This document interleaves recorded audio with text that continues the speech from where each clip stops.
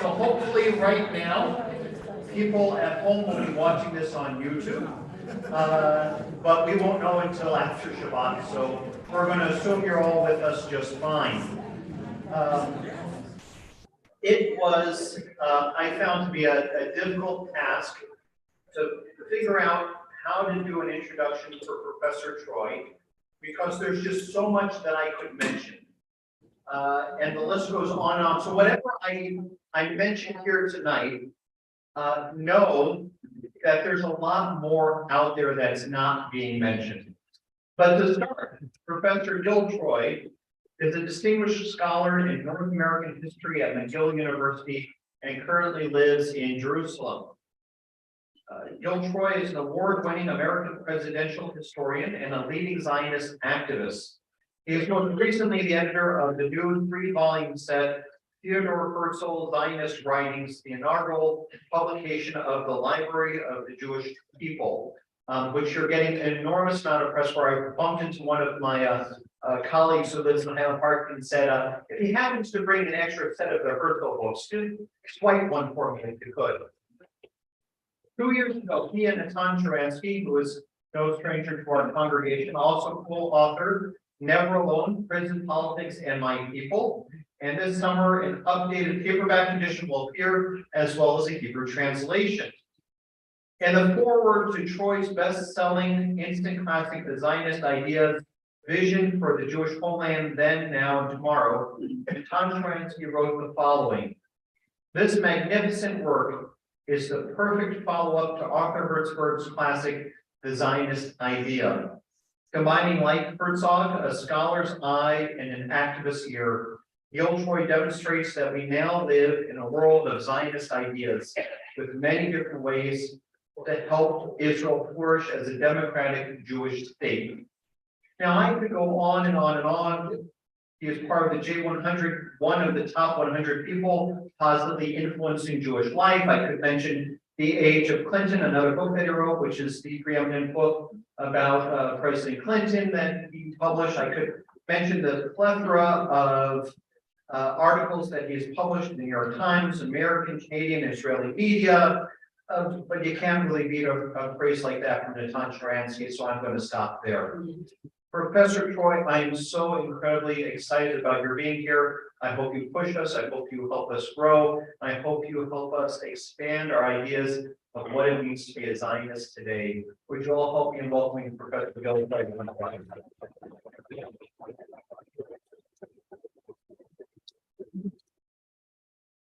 Wow, after such a kind introduction, you're about to be disappointed. So I'm going to start by apologizing. Shabbat Shalom. You know, the speaker's convention booklet says that I'm supposed to say what a pleasure it is to be here. And while I'm really honored and privileged to be here, I have to confess, it's never fun to be away from my family on Shabbat. I have 4 wonderful kids and an amazing wife. who are now sleeping in Jerusalem, although I know my army son, he's out with a bunch of, actually hosting a bunch of friends at our house. And the beers in the fridge are being eliminated one by one. But I really feel privileged to be here. Because I think it's really important that we have an open and honest conversation. And I want to start with kind of a bracha, plea. I hope you don't agree with everything I say. I hope that we learn from it. I hope that we see that we're able to learn together on things, and then that we say we're willing to agree and agree to disagree. My Rebbe on this is the Kochka Rebbe, Ed Koch, who said, if you agree with me on 7 of 12 things, please vote for me. If you agree with me on 12 of 12 things, please be a psychiatrist. And in the modern world, we all think that just because I vote this way or that way, I have to completely agree with this party or that party. Just this evening, before I came here, Shabbat came in at 4:13, and my hotel room is dark, so I can try to catch up on my jet lag. And I'm staying in the, what's it called, the Helper Hotel. And so I decided to take the steps down near my room 352, and I take the steps. I'm in the catacombs, the deepest part of this hotel. I'm totally lost, and I'm carrying this big book that I brought for Shabbat, which is Bibi's memoirs. And I'm totally lost, and I find some guy who works in the catacombs there, and I say, "Can you help me find the lobby?" And he says, "Oh, he says you're reading that book." He says, "Are you a fan of Bibi?" And I said, "No, really. I really like it, but you're reading it anyway." He said, "This guy's teaching Torah. We need to learn from one another." He says, "It scares me that we only want to hear from those with whom we agree." So I really am honored to be here. And I'm really honored to kind of launch this conversation. And I want to start by saying Mazal Tov. You know why I'm saying Mazal Tov? Because we are the arc of Zionist triumph. In August 29th, we celebrated the 125th anniversary of the Zionist Congress, of Theodor Herzl, this showman and statesman, a playwright and a lawyer, who calls together 208 Jews from all over the world. Tells them, by the way, dress in tuxedo. And the 13 women, and there were women there, we support from the 30 women in that Congress, dress in ball gowns. And by the way, when his friend Max Nordau, was far more famous than Peter Herzl at the time, showed up in a jacket and tie, a mere jacket and tie, Herzl essentially said, go back to your hotel and dress in tuxedo. Now, the amazing part of that story is that he had a tuxedo hotel room.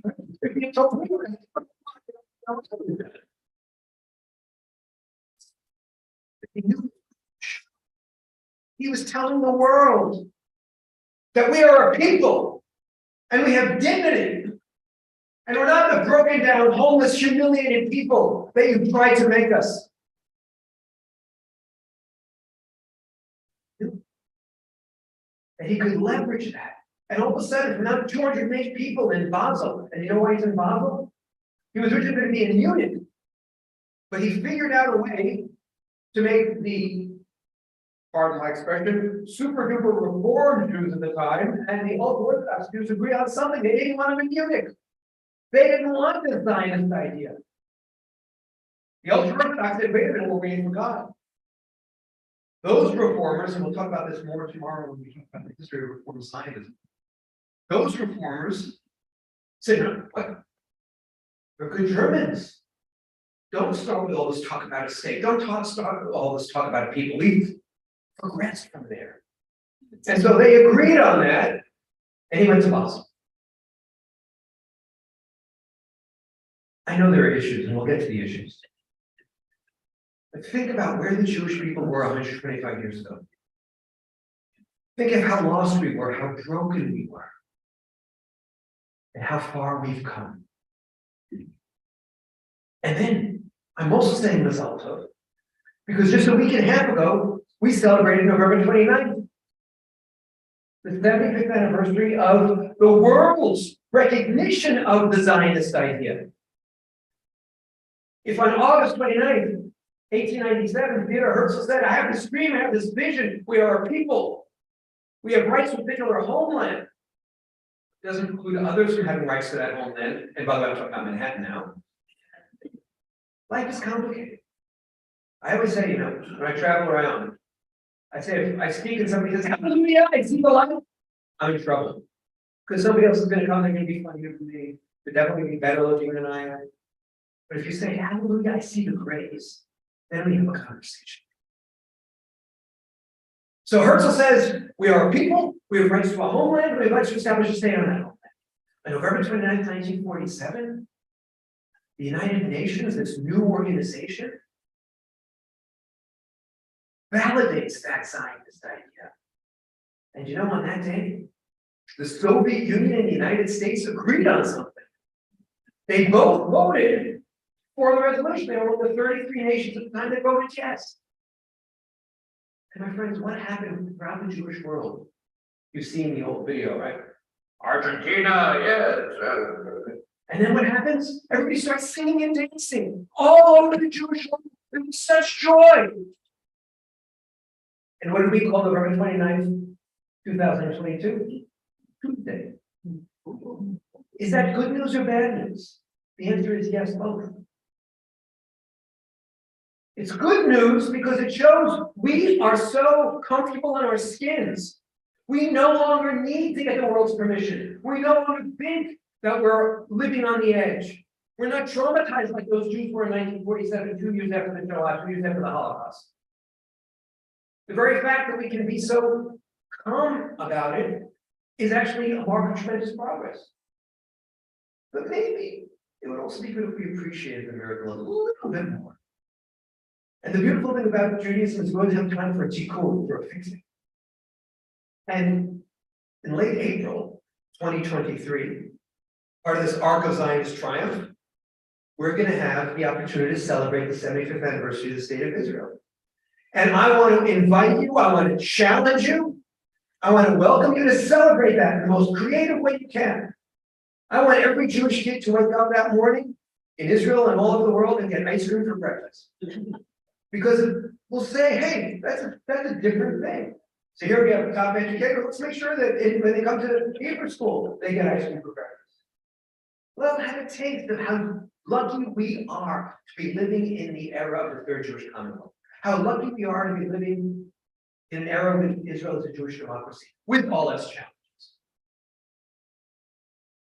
And so what I want to do over the next couple of days is have this conversation about what I call identity Zionism. Identity Zionism is evolving from the political Zionism that Theodore Herzl felt, which is, we've got an emergency, the house is on fire, they hate us, and they have nowhere to go. And so we must establish a state. And May 14th, 1948, we established that state. And obviously, political Zionism still has work to do. We still have to defend the state. And we still have to perfect the state. But identity Zionism takes the conversation to a whole other level. And it says, in addition, if John F. Kennedy said, ask not, like there can be ask me anything for you. I want to ask what can we do for us? I want to ask how having this amazing state with all its challenges makes us walk faster, happier, healthier, stronger. Give us an extra leap in our step. And so what we're going to do is we're going to divide it into 4 parts. Part 1 tonight is I'm going to give my vision of identity Zionism. Tomorrow we're going to roll up our sleeves and plunge into the question of Reform Zionism and the Zionization of the Reform movement as a historical indication of where American Jewry has been, where it is today, and where it's going. And we're going to start with 2 very interesting dilemmas. One, what do you do 5 years ago, exactly 5 years ago, and 4 days, when Donald Trump, who's not the most popular person in the Reform movement, recognizes Jerusalem And what do you do when you're Gil Troy? And you begin this tremendous honor to put together a Zionist anthology, and you want to include Reform Zionism. You include Reform Zionism in the religious part of the book, or in the social activism. Back tomorrow, we'll see how he answers. And then that'll be at 9:30. And at 12:30, we're going to look at how we understand Israeli history. And I'm going to start with a critique, because I'm tired, and let me say it again tomorrow morning or afternoon, but I'm tired of the 48, 56, 67, 73 approach to Israeli history, which is only defining Israel by its wars, only defining Israel by CNN headlines, only defining Israel by its challenges. I'm looking for a balance. Not an apology. Identity Zionism isn't about a dodge, but it's about the foundation. Who we are and what are we doing? And how do we make it better, but also how do we become better by having this conversation? And then finally, the two of you who follow showing up on Sunday morning with all this yakking, we'll talk about the Israel diaspora relationship. And the question will be, how deep is the marriage, or is it just a bad date? So that's the trajectory. Well, let me start with a little bit about myself, my favorite subject. No. I was starting myself because I come here as a fellow learner. I come here as a fellow speaker.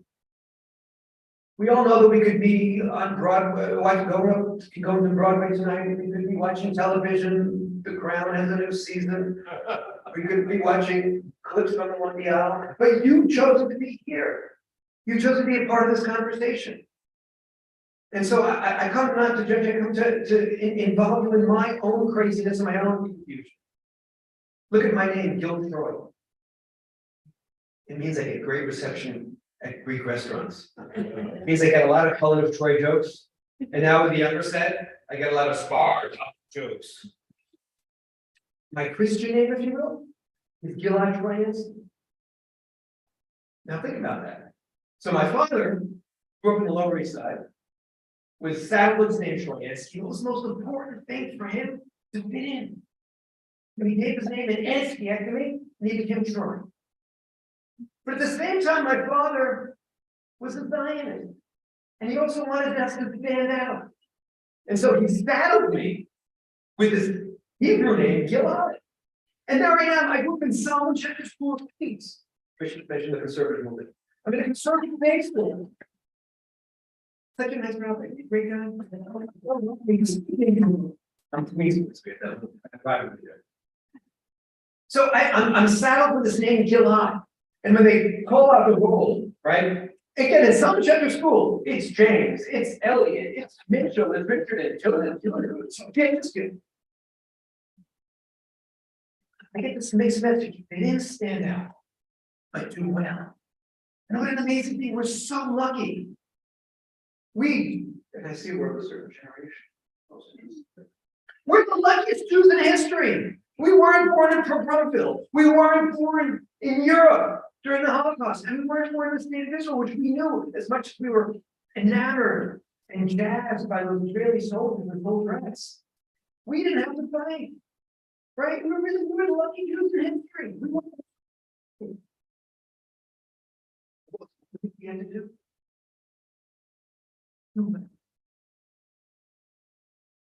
Hey, like Gil Troy. And like so many of our kids, tremendous pressure. Get that sky-high GPA. Get that perfect CV. Write that insane essay when you're at the age of 17 about why I'm the most important person in the universe and why this university has to absolutely accept me. If it doesn't, it's a mark against them. And we wonder why our students arrive on campus with a little bit of an attitude. And I was lucky. I got accepted to Harvard, the French stream. And I stayed on because I'm a case of arrested development. I love the university so much I never left. So there I am, the teaching assistant, Bernard Fields, course on the revolutionary transformation of America at Harvard University. The Kodesh Kodashim, the Holy of Holies of Boston. And they're only I'm so lucky.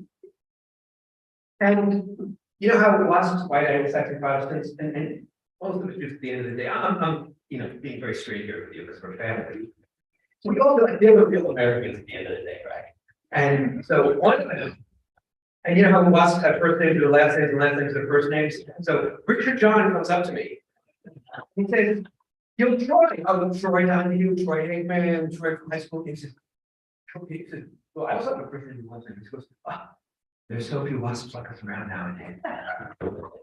And I put on my heaviest New York accent, and I say, even if you do it in your tank. But now here's the thing, my friends. I didn't experience that as anti-Semitism. What did I experience that? I fit in, I belong, I can difference. That was a great gift of it. And I guess, and I became a PhD, I became a professor, and I'm teaching at McGill University. And Canadians, Canada's a little bit north of America, right? And it's not a suburb, it's a different country. And they're extremely polite. And I'm teaching the course on the survey course on the history of the United States, 1865 to the present. I'm one of those senior professors. Senior course is a really nice word for old. I'm one of the senior professors. Really, it's important for the senior professor to teach the introductory course because it kind of reminds you of the big sweeping issues in American history. It also helps you introduce the younger students into the excitement of learning American history. And somebody else teaches until 1865. I have the spring course. And every April, like clockwork, these 2 or 3 students from Toronto would come up to me and go, Professor Troy, after class, right? They're very intimidated. It's this big 150 or 200 person lecture hall, and they all applaud at the end, which I don't like because it creates this kind of performative teaching. But they're a little intimidated. They spoke to the professor. They come up to Professor Troy. Say, Professor Troy, we're going to miss the next 2 nights. I said, we meet at night, right? But like they're so nervous. And I go, why? They go, we have to go home to Toronto for the Passover Seder. And I go, well, will you do me a favor? I go, yeah. I said, well, you make sure to make up the work. And of course. I said, will you do me one more favor? And I said, we also have a Chag Sameach.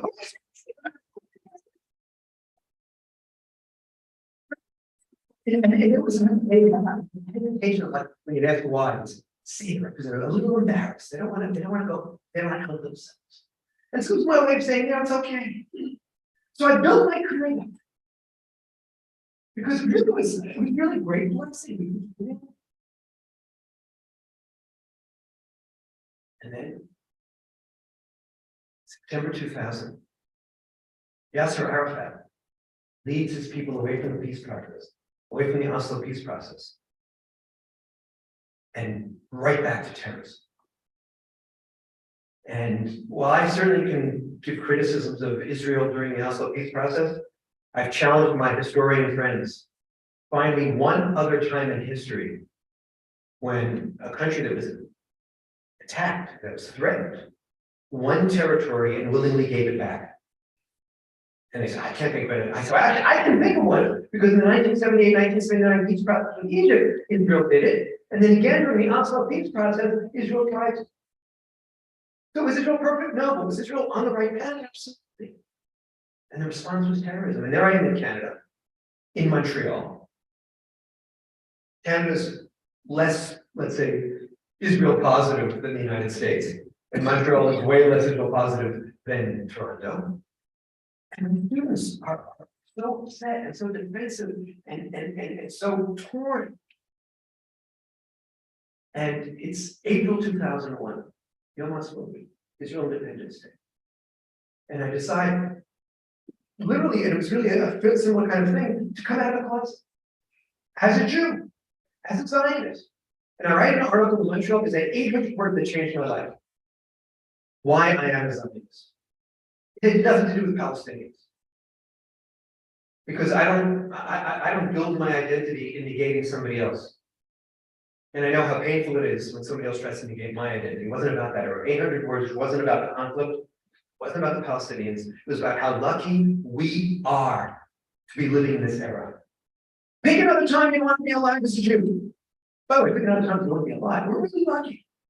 I know for all the challenges and despair. David Ben Gurion and Golda Meir both said you can't be a Zionist and a pessimist. I'm a Zionist, so I have to be an optimist. And I knew that those 800 words would change my life. And I knew, in fact, when I wrote it, I was already anticipating that I'd be attacked for being a racist, for being imperialist, for being colonial, all the favorite terms, right? By the way, I call this a form of cultural imperialism because Israel, for all its complexities, is very different. How can you call it racist when there are light-skinned Palestinians and dark-skinned Israelis? It's injecting an American issue into the Middle East. How can you call it imperialist? Where's our empire? How can you call it colonialist when we have ties to this land? You can criticize the settlements, but why use those words? It's only because you want to delegitimize.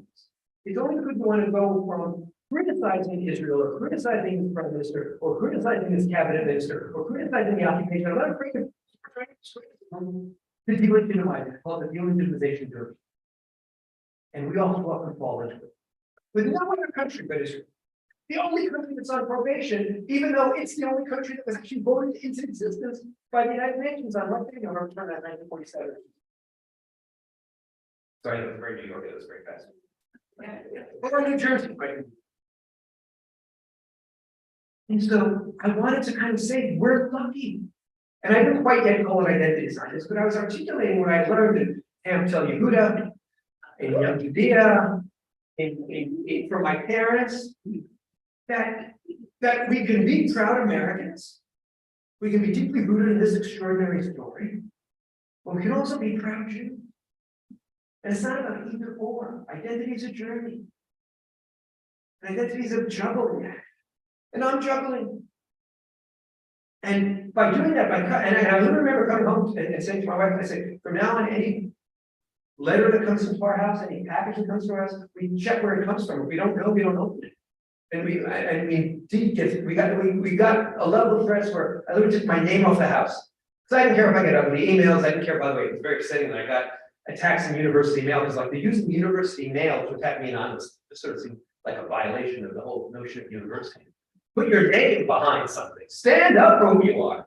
Let's have a conversation. I wish one person came up to me and said, you know, Troy, I really disagree with what you said. Let's have coffee. But instead it was different. Comes this scandal, this embarrassment. And people distance themselves from me. Simply because I said I'm a proud Jew. And people say, oh, you've gone to the right. I said, what do you know about me? You know, I'm anti-terrorist and I'm pro-Israel. I'm an American historian. I can list you a lot of liberals. John Kennedy, Betty Friedan, Martin Luther King, who were anti-terrorism and pro-Israel. Why you see me in this? And so I started getting more involved in this whole notion of identity Zionism. And it really changed my life. And 15 years ago, my wife and 4 kids and I went on sabbatical to Israel. And it's become the world's longest sabbatical. We're still there. Talk about that in group therapy later, but no, it's really, I was telling God that it's the hardest thing we ever do as a family, the best thing.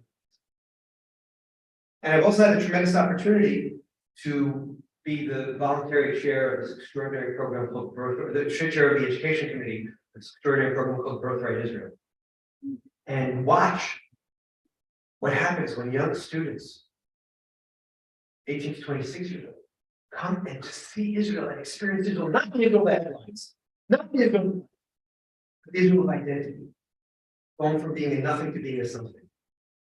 Anybody remember the Wonder Years?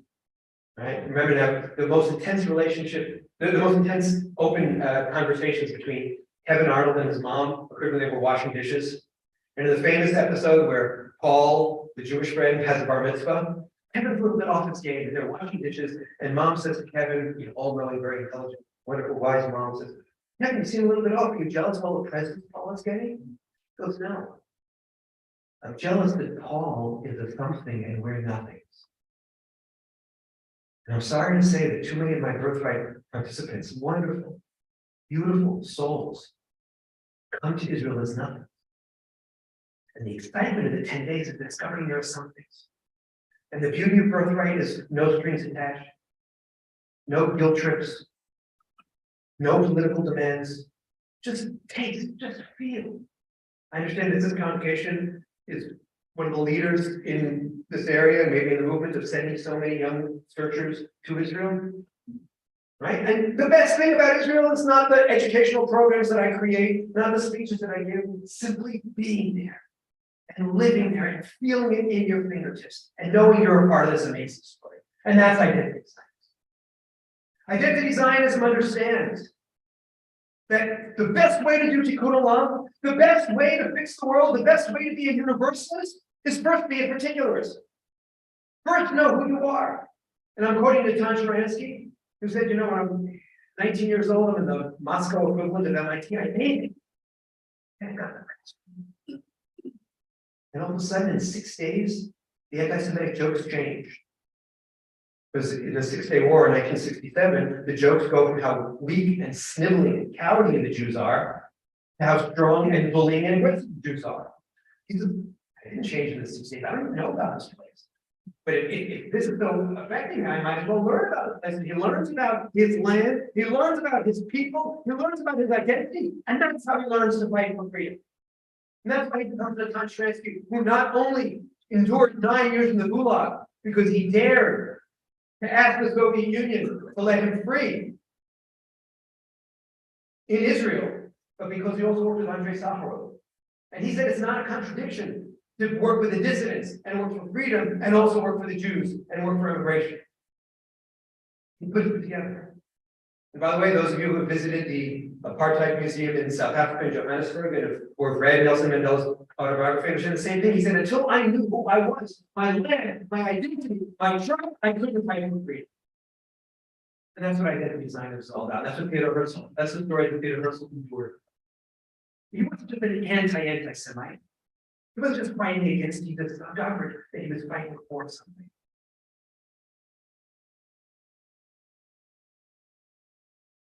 Our young people today are really lucky.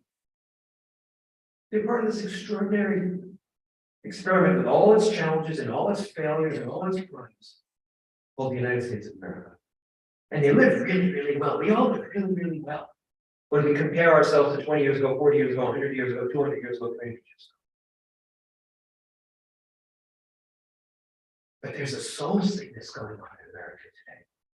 How could it be that so many of these students who are gotten into the fanciest universities, who drive beautiful cars, live in big, beautiful houses, come to campus and go straight to university health services? Because they feel lost. What is going on? Part of it is an outfit wearing my American history mortar is because we've created a society which doesn't have centripetal forces, but centrifugal forces. It's spinning people out and dividing people up and fragmenting. Look how Rabbi invited you to this evening. He said, we've all been fragmented this week, right? That's the word you use. And now we're coming together. And there was no political test. There was just a love test. A love book. Too many of our students feel spun out. Now it's true, once upon a time, I don't want to do that.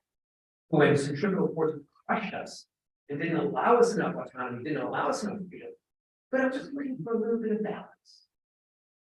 And we're all on an identity journey. There's an amazing book by Jonathan Haidt called The Righteous Mind. And he talks about being a good graduate student, a good liberal, raised in Westchester in the New York suburbs. And he gets to university and he thinks to himself, I'm liberal, I'm very, very open, I'm very, very tolerant. He decides to go to graduate school in cultural anthropology and he ends up in India. There he is in India. He really likes the people who are hosting him. But you know, they just have all these really weird customs. And they also just, you know, they're a little sexist because when anything important starts being discussed at the dinner table, the women go back to the kitchen and the men start talking. It always seems to irk you. You know, I thought it was so tolerant, but I like these people, but I'm kind of intolerant. And then he remembers an article that he read by his advisor, Richard Schrader. And it was more in terms of moral development, but I hijacked it for identity development. And Schrader says that every human being needs 3 dimensions. One, autonomy. Me, my, more, now. We're really good at that. We have not just PhDs, but super duper advanced degrees in the me, my, more, now. That's the power of America, better or worse. He said, I get that, I get the I. But we also need the us community. And we also need some sense of divinity. And you want to put in secular terms, a sense of purpose. And he realizes that he's been raised to be I. But that these people that were hosting him, all these weird customs of theirs are props to build a sense of us and build a sense of transcendence. And that really explains to me what Zionism is all about. I'm not arrogant enough to say that Zionism is the best way or the only way. It just so happens to be my way. And it starts with the notion, and I've been using the term, but I haven't defined it on purpose. Now I'm going to define it. Zionism says, one, that the Jews are a people. Just a few weeks ago, we read Genesis 12, where she could bet. Let the foreigners leave your land, and I will make of you a great religion, make of you a great nation. Wait a minute, I don't understand. Isn't Judaism just a religion? No. Judaism is what I call an Oreo cookie, just like the Oreo cookie is a compartment, that's what makes it so unique. By the way, it was a popular cookie in the world that's on the internet, and everything on the internet is true. Right? The genius of the Oreo cookie is that dance between the cookie and the cream. So the genius of Judaism doesn't make it better or worse than and I say this when I host my Christian brothers and sisters on our Shabbat table in Jerusalem. Christianity is a religion. Judaism is a unique mix of nation and religion. Anybody ever go to the Western Wall of Kotel? Is that a national symbol or a religious symbol? Yes. The answer is yes, both the Oreo. Anybody ever celebrate Passover? Is the Seder a celebration of God freeing us and saving us with an outstretched arm, and it's a religious moment? Or is it also a national moment by becoming free, became people, by having people became free? Yes, both. So Judaism is this mix. And that's, by the way, why I call it cultural imperialism, because people are trying to shove us into a particular mold. We're in this confusing mix. I think Jews get confused in a good way. So we start with the notion that we're a people. And from there, we talk about the notion that we have rights to a particular homeland. There's no way you can be Reshit Genesis. There's no way you can read this parsha, Vayishlach, without seeing where does it take place? What are the promises again and again? That space, that homeland. I once wrote an article for APAC saying, there's some rabbis who are trying to say, oh, no, now we don't need this nation thing, we don't need this Israel thing, it's too confusing, it's too much of a headache. I said, so let's go to the Jewish calendar. Let's do Rosh Hashanah without any connection to the land. Oh, no apples and honey. Let's do Yom Kippur. Oh, no, we have to skip Yom Kippur because it actually comes from the services that were done in the temple. Sukkot is wandering the desert till we find our home again and again and again. It's just in our DNA, this notion of land, this notion of homeland. And like 192 other countries in the United Nations today, we have the right to establish a state on that homeland. So Zionism is the movement that says that we are a people with the rights to establish a state on our traditional homeland. Am Yisrael, Eretz Yisrael, Medinat Yisrael. You could call it the Holy Trinity of Judaism, but that might be too complicated. And that was the power of Theodor Herzl's idea. And that was the power of that moment when the United Nations recognized the idea. And that building up, the 75th anniversary, is the power of the idea that we're going to be celebrating in late April. But we should be celebrating it every single day because it's given us such joy, it's given us such pride, it's given us a few headaches along the way as well. As I said, I'm not using identity Zionism as a dodge. I'm using it as a foundation. When Ronald Reagan's first wife, Jane Wyman, divorced him, so the problem with Ronald Reagan is you ask him what time it is and he gives you the history of the Swiss clock. And you can accuse me of doing the same thing, but I think this is what's missing. What is the conversation we need to be having with our kids? But first we need to have it with ourselves. I call this Pilates. We're strengthening our core. If we really know who we are and why we are and how it helps us, and if we really ask, how does having that country there give us strength, give us inspiration, make us more effective politically, make us more creative religiously? Think of how many of the tunes, wonderful tunes we heard tonight, that come from Israel. Or Yerushalayim shall. Where did it come from? Jerusalem. I don't care what you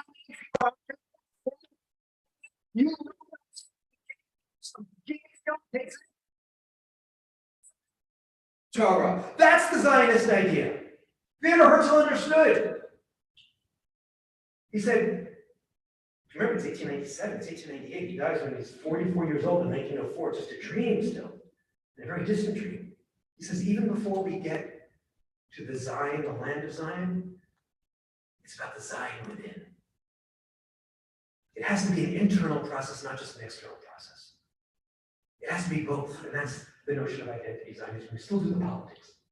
Now, what I want to do, because again, I'm trying to show you that's not a frame, this lens of identity Zionism.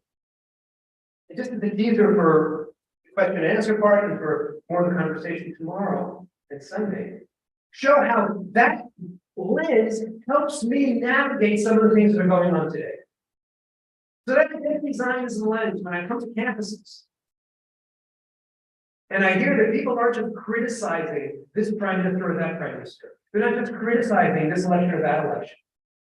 By the way, notice, we were talking a little about what's gone on in Rutgers the last couple of years. The fact that there was a different government the last year and a half didn't interrupt the anti-Zionist attacks. Because the anti-Zionism isn't anti-Judaism, and it's not anti this action or that action. It's anti the notion that hey, we are people viewing the rights of the land and seeing the rights of not land.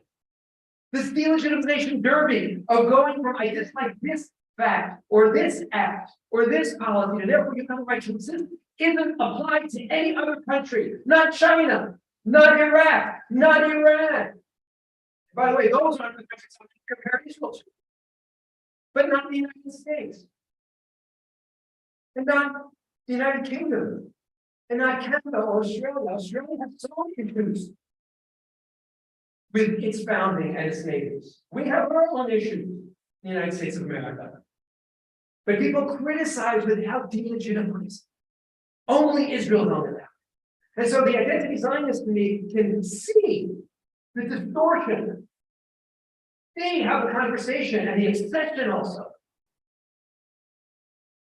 over Israel has turned Israel into the Jew of the world. And it is Jew hatred. And it is anti. And there's no stupider, and I don't think that's stupid, stupid. But there's no stupider debate in the American Jewish community today than which is worse, left-wing anti-Semitism or right-wing anti-Semitism. I have zero tolerance for all forms of anti-Semitism. And in fact, I need my friends on the left to fight left-wing anti-Semitism. Right-wing anti-Semitism. Who in what favors yell and scream about Trump and anti-Semitism? They're not listening. And when right-wingers yell and scream about progressive or campus anti-Semitism, they're not listening. Let's police our own. And let's work together. The enemy is really good at dividing us. But we have to transcend that in the night. So identity Zionism helps me understand the distortions that are going on in the conversation today about Israel on campus. And also often in the media. It also helps me understand, by the way, that 83% of Jews, according to the Pew study, are still proud of Israel. And that includes many of our young people. And I see it in the eyes of my birthright. And for all the ups and downs of Israel in the newspaper, you know that over the last 20 years, Gallup poll shows 73% of Americans continue to support Israel. I know we love the Shrai. I know we love the oil of Judaism, but I kind of like the joy of Judaism. I know we've got challenges, but I would say the historian's favorite text is context. So I want to work on the problems, but I also want to see the balance. So that's my lens on anti-Semitism.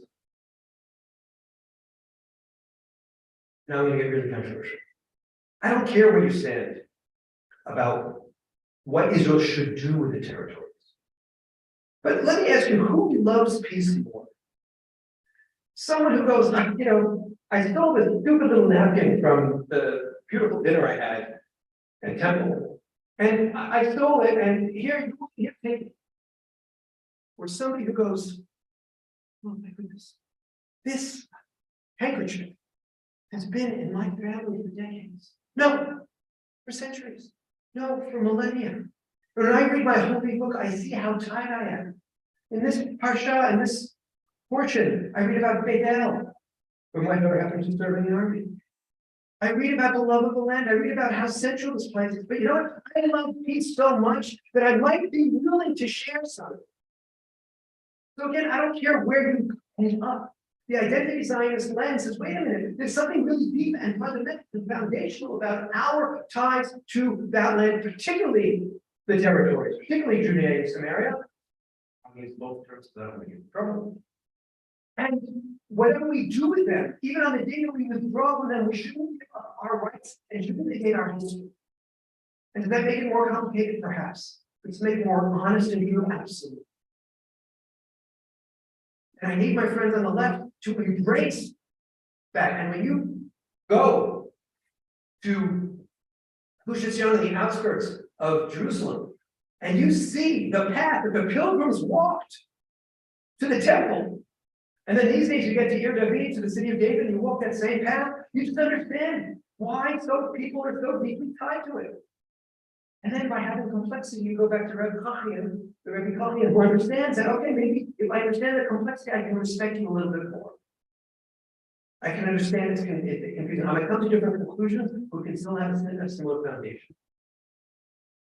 So that's why identity Zionism helps me kind of try to find a place where we can agree enough to agree to disagree. And when I look at the current challenges going on, I say, I've got my issues. I'm really lucky. I have 900 words every week in the Jerusalem Post as a column. That means I don't need a therapist. I just work out all my issues as a column. And you can read, I don't want to get too partisan because it's Friday night, but in the last 5 columns, every single column, so much. So I worry that I'm kind of a broken record. I've gone after Ben-Gvir, Itamar Ben-Gvir. And I had the chilling experience of watching the video of Itamar Ben-Gvir, of what happened in Hebron, where an Israeli soldier was harassing a protester, actually was harassing him first, but that part wasn't in the video, and said, oh, but Itamar Ben-Gvir comes, he's gonna make order. I don't know if people saw that video. I watched that video with my son, who was a commando. Just by chance, we were just in the kitchen and we were watching it, right? And then Itamar Ben-Gvir offended me, infuriated me by supporting the kid when he was disciplined by the army. And I watched my son watch that video, and he was appalled, because every ounce of his training was not to go political. Every ounce of his training was not to be aggressive to civilians. Every ounce of his training said what this kid did not only dishonor the flag, not only dishonor the army, but dishonor my son. And so I certainly have my issues with some of the things that are going on right now in Israel. But I need your help to make it right. My kind of patriotism, identity Zionism, patriotism isn't my country right or wrong. It's my country to right its wrongs. My kind of patriotism isn't that I love my country only when I like its politicians. It's I love my country often despite its politicians and always beyond its politics. But too many Jews today only love my country, meaning Israel, when it's perfect. And that's an unfair thing. And so, my friends, I want to finish up and invite some questions and some disagreement by inviting you simply to think about this identity Zionist lens. It doesn't squelch the conversation. It doesn't stop the criticism. But it does put things in proportion. It does shift us back to understanding, wow, this is a really young country. Think of where the United States was when it was 75 years old, before the Civil War, with all the ugliness that was going on then. Even when it was 150 years old. I'm not saying the greatest on the earth. I'm saying, look at how much we've done in 75 years. Think about Israel in context. Think about what it is to be a democracy when you're in the rocky soil of the Middle East, surrounded by enemies. And think of how we can do better and how much credibility we give up if we only yell and scream and don't also rejoice. And so, my friends, I'm going to challenge you on the 75th anniversary to go crazy, to enjoy, to delight, and to survive me for that. Thank you very much.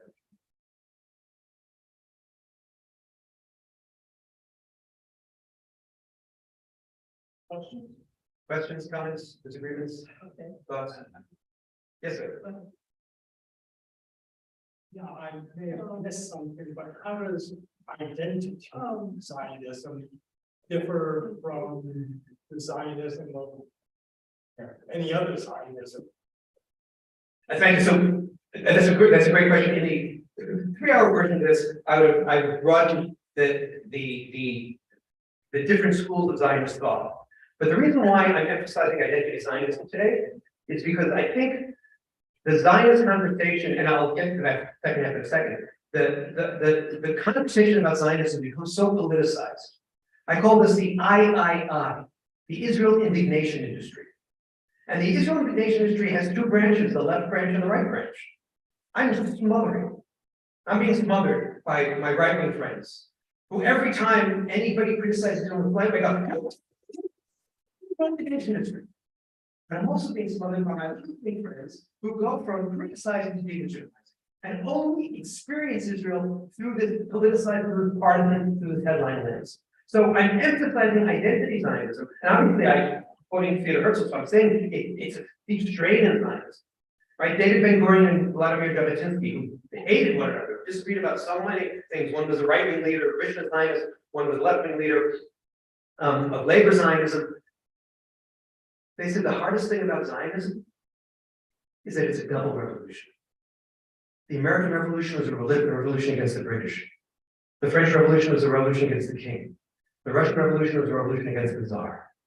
The Jewish Revolution, the Zionist Revolution, is both a revolution first against the Turks and then against the British to change the regime, but it's also against the down, broken, pathetic Yid, the Jew Yid. So identity Zionism is just pulling out that strain. But because I want to be countercultural now, I'm going to be countercultural. And I think that Zionism become too politicized, again, by both extremes, in this moment of partisanization and polarization in America and in Israel. I'm using identity Zionism as a tool to remind us of who we are, to take us back to the foundations. So you're absolutely right. You quote any Zionist and see how it was also part of an identity journey. But I think the conversation today has become so headline driven that we're missing it, and that's why I'm trying to emphasize it. So this is my tikkun. This is my balance. A few years ago, I came out with a book called The Zionist Ideas, which is an update of Arthur Hertzberg, who was a New Jersey rabbi, just up north a little bit from here, called The Zionist Idea. And I'm going to talk a little bit about that tomorrow. And what I did was I talked about 6 different schools of Zionist thought, and every single one of them is about identity, but they're also about politics. And the politics and identity are in decline. But I think what's going on in America today, in American Zionism today, is a hyper-politicization. So I want to bring back the identity question. And I look at something like Birthright, which works really hard to be nonpartisan and transcend that. And it's because we're really dealing with identity. And so that's why. So I appreciate your helpful challenge to clarify. Yes, in the back. Do you think from your perspective, American progressive Jews live in a bubble where they don't really, do you think the shock that we will often express, particularly recently, that's what it is Israel, you look at us, I'm not saying you personally, from your perspective, sit there and say, you know, you guys really live in a bubble where you have this idealized version of Israel that is detached from the day-to-day reality of what this Israel actually is, and that in some ways is the driver of the shock. We all live in bubbles, right? And we all love our bubbles. But yes, it's a funny thing because there's this weird dance among progressive Zionists of a hyper idealization and a hyper demonization, and it goes back and forth, right? And one of the things about what I'm trying to bring to the table is the complexity of it, the dimensionality of it. And I think that's one of the things we have to do. And that's when we go to Israel, we see that. You know, every Friday when I'm not traveling, I jog with my friend, my teacher, my mentor, Daniel Hartman, and we jog along the Park Mesilah, the Rakevet, the train tracks behind our house in Jerusalem. And we say it's our favorite place in Israel. I know it's not the hotel, I know it's not, why is it our favorite place? Because we pass on that religious and non-religious Jews. We pass Arabs, and sometimes we play a game, because we're all like pucking and pucking in a public sport, and can you guess who they are, right? Sometimes you can, but sometimes we're all just in our sweats and you can't guess. And there you feel Jerusalem, there you feel unity. And there you feel that the prisms that are put, the lenses which so many people look at it from afar is missing. So absolutely, and that's part of the reason why I'm here, is to try to invite us into the complexity, into seeing it. And yes, the other thing is we're talking about this over lunch, over dinner. One of the challenges for Israel itself is that my son will tell you, and my daughter is an intelligent will tell you, and all of us, all 6 of us in the Troy family, and everybody in my neighborhood and everybody in my country will tell you, since March, there's been a huge uptick in terrorism. We buried dozens of people, and it isn't making the headlines. And so then when there's a reaction to that, people go, where did it come from? Well, why are you paying attention to here? I should emphasize at the same time, we're continuing to live comfortably. I jog all over Jerusalem, I'm not afraid. You can see I'm not this really physically imposing type, right? So, on the whole, percentage of Jerusalem remains a very safe city. I just saw in the Jerusalem Post last week that Israel is considered to be the 5th safest city, safest destination for tourists in the entire world. But this last year, 2022, we're almost finishing, has been the bloodiest year since 2015. And if that's not part of the conversation, then you can't understand some of the things that are going on. So yes, we all live in bubbles, but yeah, our job is to burst those bubbles.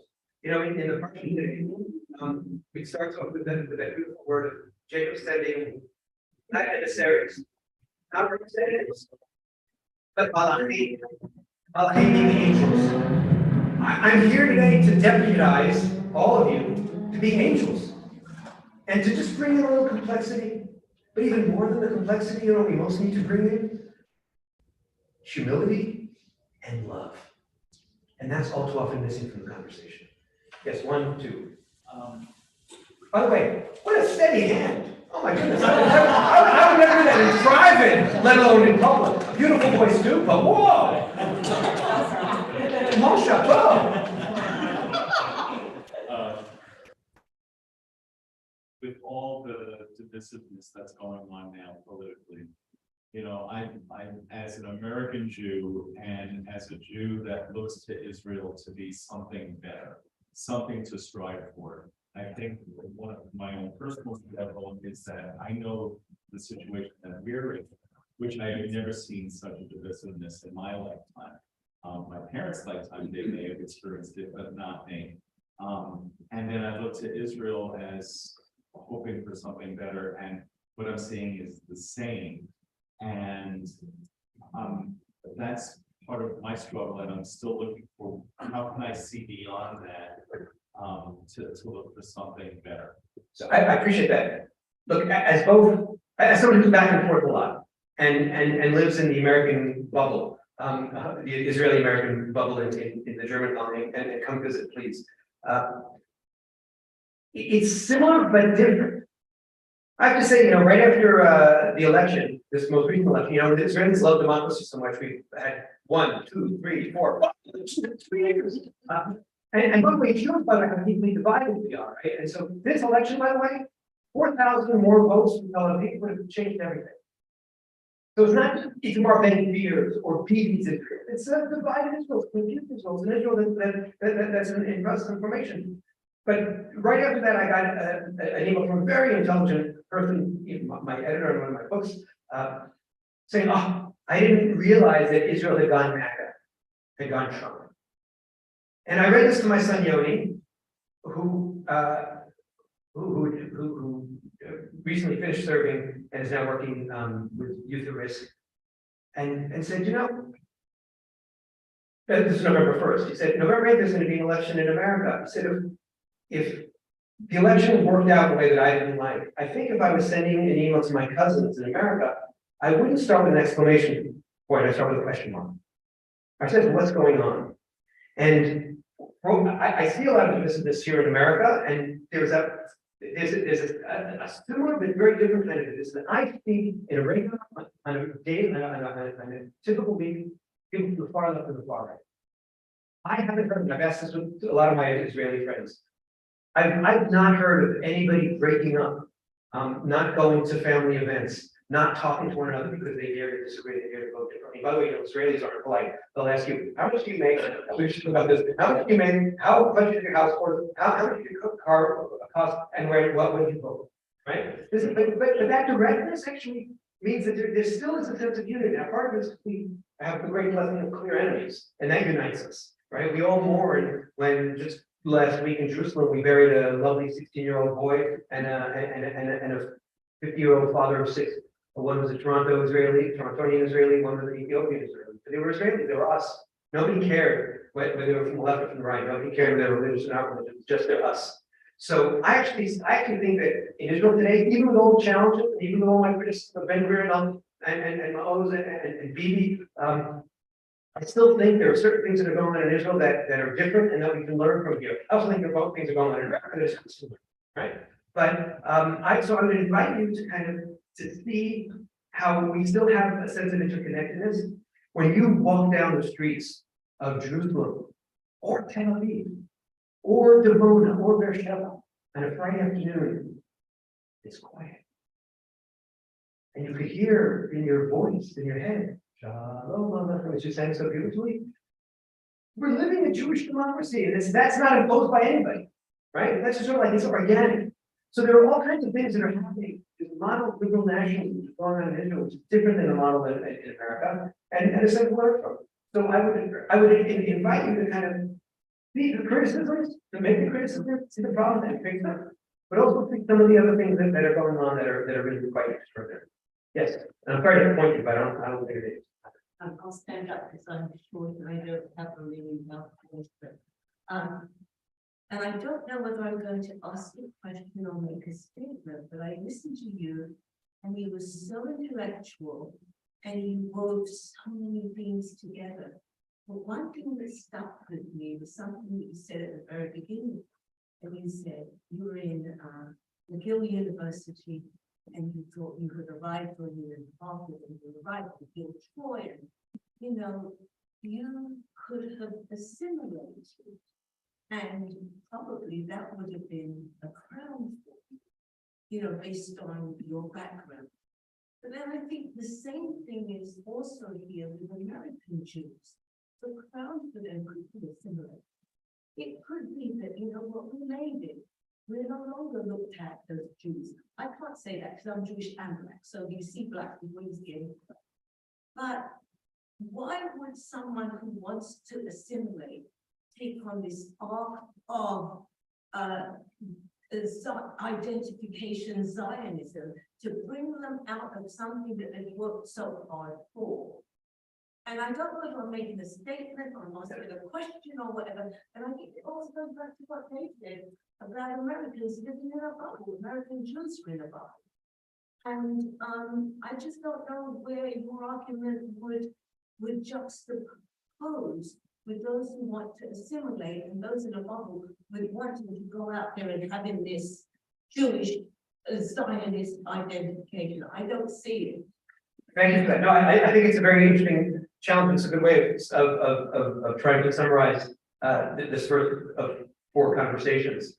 And I hope it'll not be just 4 conversations, but the first of many afterwards.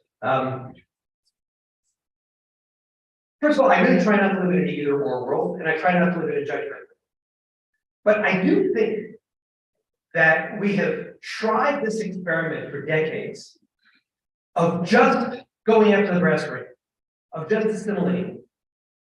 And we see the results in so many broken souls, in so many empty souls, in so many lost souls, in so many people suffering from what Emil Durkheim, the great sociologist, 120 years ago, called anomie.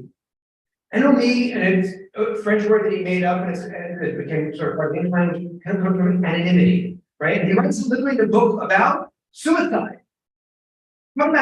How the Industrial Revolution And the forces of modernization are stripping people of their identity, stripping people of community, stripping people of a sense of purpose. And by the way, that's why I was so struck by Kate, right? Giving us a sense of, I want us to have a strong mind.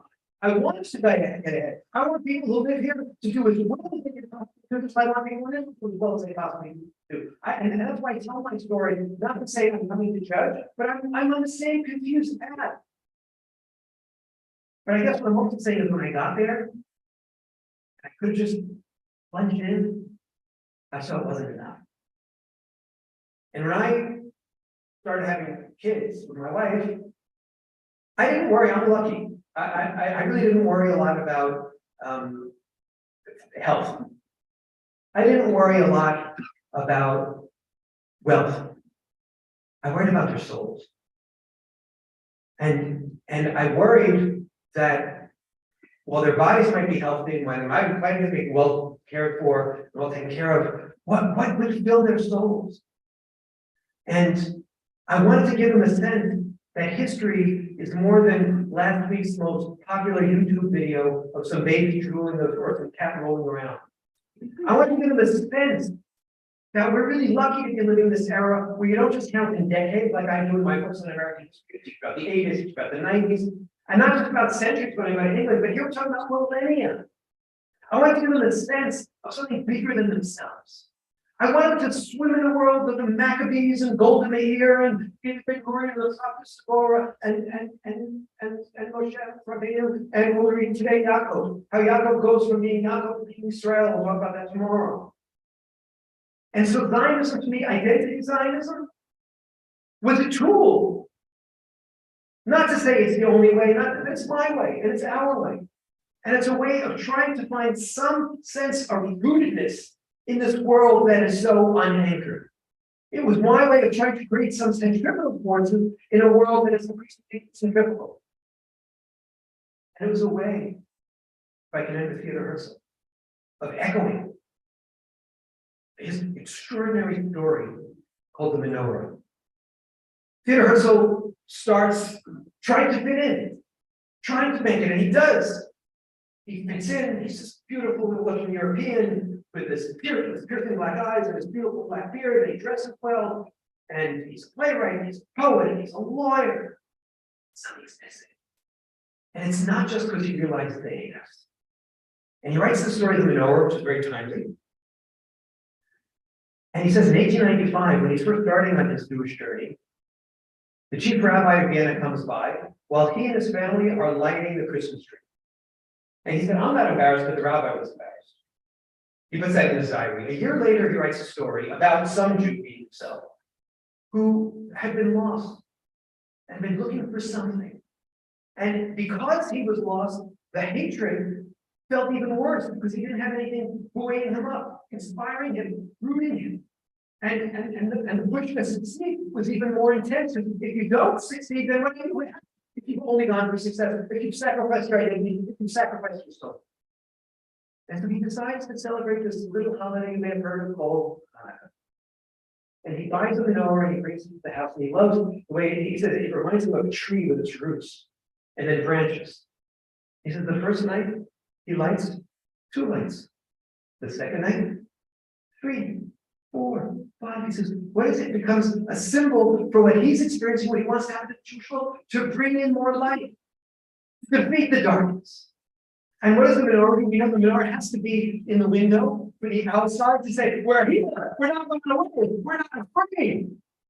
But it also has to be internal. And that's the dance, that's the identity Zionist. And so, for me, it's a tool to bring the light, to defeat the darkness. It's to defeat the darkness of anti-Semitism. It's to defeat the darkness of Jew hatred. It's to defeat the darkness of anti-Semitism and anti-Zionism. But even more than that, it's to defeat the darkness of loneliness, the darkness of purposelessness, the darkness of not having a sense of mission. And so I just invite you, my friends, when you light that Hanukkah menorah and bring more light into your lives, to use it to bring light to our other friends, to our partners, and to ourselves, and to our kids, to say we're lucky. We're a part of this amazing conversation. Do you always get it right? No. But boy, there's no other conversation I want to be a part of. Thank you very much.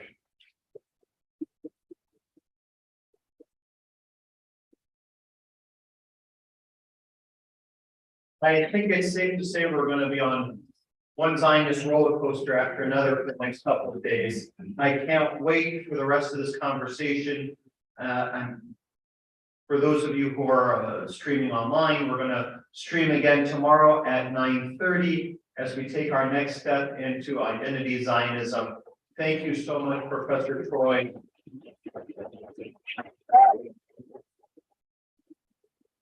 And for those of you who know me, I don't mind a shameless plug here or there. So we've got 47 seats filled on our trip to Israel, November 2023. I want at least 3 more, so we're gonna lock the doors from the outside. Please, if you haven't signed up yet, I know a couple of you have said that with what happened with the election, I don't know if I can bring myself to go to Israel. I say with what happened with the election, now is the time where you have to go to Israel. Without Ahavat Israel and the right of the Jewish people. So if you haven't signed up yet, sign up after Shabbat. Shabbat Shalom.